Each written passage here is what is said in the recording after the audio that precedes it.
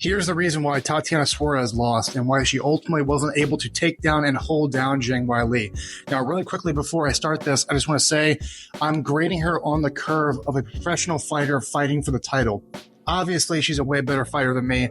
I'm not a pro MMA fighter fighting for the UFC title, so this is me just critiquing from the couch and the sidelines over here. But I do have a lot of wrestling experience. I've watched MMA my entire life, and here's why I think she lost. So in my breakdown on YouTube, I actually said these things going into the fight, and the biggest things that I noticed were the way she wrestles is not very energy efficient. She really uses a lot of her physical attributes, like her strength and power and explosivity that she wields over a lot of the women she fights. She really uses those attributes a lot. Her techniques aren't very flowy-like. She doesn't chain wrestle very much. Like she doesn't switch from one takedown, then or go for one takedown, then the person gives a defensive reaction, and then she's able to anticipate that reaction and switch to a different takedown and just kind of chain them back and forth until she can get the person down as efficiently as possible.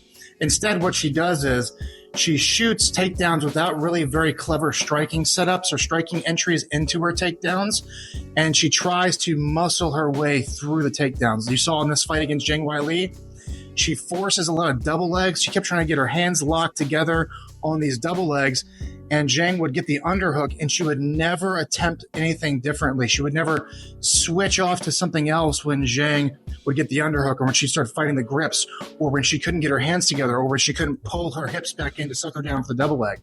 She never adjusted. Someone like Khabib, who they were comparing her to, and people were saying that she was like the new female Khabib, which was a totally unfair comparison.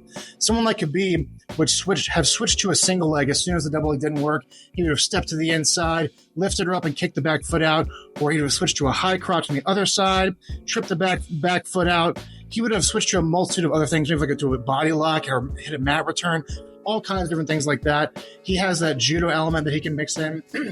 Tatiana does not have that right now. She does not have that in her MMA game, and that's what really cost her in this fight.